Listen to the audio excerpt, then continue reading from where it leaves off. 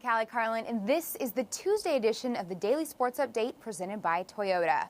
Barry was back in San Francisco, back in the lineup, but unable to make history Monday night. After a day off on Sunday, Barry Bonds took his 7.55 home runs back to AT&T Park in San Francisco with the chance to become the most prolific power hitter in the history of baseball. But John Lannon and the Washington Nationals allowed only one walk to Barry Bonds in 4 plate appearances in the Giants' 3-2 win over the Nats in 11 innings, breaking a 3-game losing streak for the Giants. John Lannon, of course, is the same pitcher who broke Phillies star Chase Utley's hand in his first ever Major League appearance. Well, he broke the hearts of San Francisco faithful when he struck out Bonds' swing in Barry's final at-bat in the 7th inning Monday night.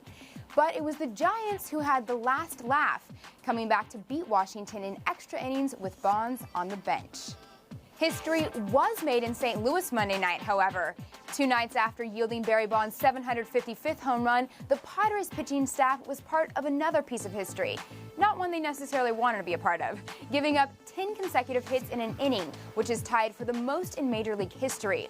The Cards started the bottom of the 5th inning down 3-0, but pitcher Braden Looper led off with a single, his first of 2 in the inning. And by the time it was all over in the 5th, the Redbirds had homers from Scott Rowland and Ryan Ludwig, and were up 10-3 as they snapped a 5-game skid and ended a 4-game win streak for San Diego.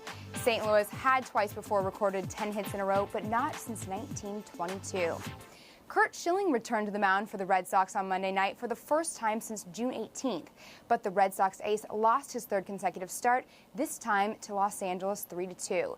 It marks the first time in 7 years that Schilling has lost 3 consecutive starts, and with a Yankees win earlier in the day over the Blue Jays, the Boston lead in the AL East is down just 6 games, the smallest difference since May 5th. New York and Boston still have 6 games left on the schedule against each other. New York made up a game in the division, but not in the wild card race, as both Cleveland and Detroit broke losing streaks on Monday night.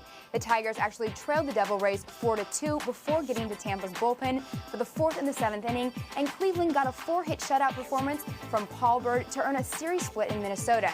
Detroit trails the Tribe by a half game in the Central and leads the Yanks by a half game in the wild card race. Some other news from around the world of sports: the defending Super Bowl champ Indianapolis Colts dealt a setback on defense Tuesday, as Anthony McFarland will more than likely have to undergo surgery on his knee. This coming just a couple of days after the Colts released Corey Simon, another tackle who's expected to start for the Colts. And Kyle Busch won't be joining the Redskins, but he will be playing for Joe Gibbs in 2008 as he decides to race for Joe Gibbs Racing, after being the odd man out on the Hendrick Motorsports when Dale Earnhardt Jr. decided to switch teams a couple months ago. And finally, Tiger Woods spent little time celebrating his 2nd WGC championship of 2007. Monday, he was already in Oklahoma playing a practice round with Bubba Watson and Camilo Villegas at Southern Hills. Tiger is looking for his first major of the year. He won the PGA Championship last year and also back in '99 and 2000.